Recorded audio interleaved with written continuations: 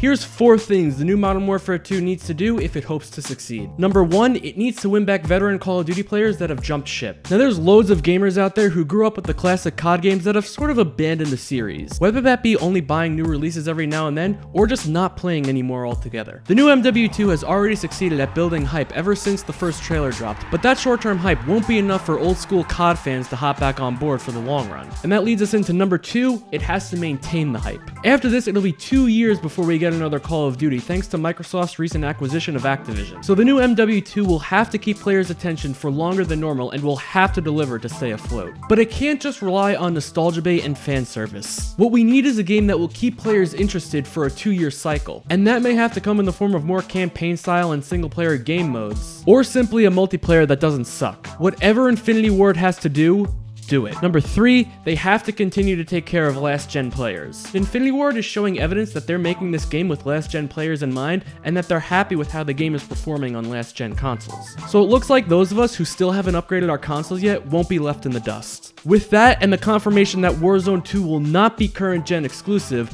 that's nothing but good news. And finally, number 4, the multiplayer has to land on its feet. For the longest time, the multiplayer has been the deciding factor on whether or not a Call of Duty game is good or bad, and this game is going to be no exception. The open beta is coming soon, so only time will tell if it's good or not. Infinity Ward has come out and said that they are taking community feedback to heart, so if the open beta does end up sucking, let's hope they put their money where their mouth is and fix it to meet player standards. Like I said before, this is the last Call of Duty for the next 2 years, and with a property like Modern Warfare 2, the pressure is on Infinity Ward to deliver a COD that isn't just good for the sake of sales, but good for the sake of longevity. Because if Modern Warfare 2 is received as well as Modern Warfare 2019 or better, then Call of Duty as a franchise will have the potential to come back from the dead and receive the praise that it did in its heyday. A lot of players are rightfully apprehensive about this game, but since its announcement, we've seen a lot of green flags from the developers. We have a campaign that looks like it'll deliver on that signature fast-paced cinematic action, Spec Ops is back, we're getting a new Warzone, and they seem to be actually listening to the community. All that's left now is for the multiplayer to land on its feet, and if it does that, then we are getting an objectively good Call of Duty game this fall. With all that in mind, let us know what you guys think. Will the new MW2 be an objectively good game, or is it just gonna fail?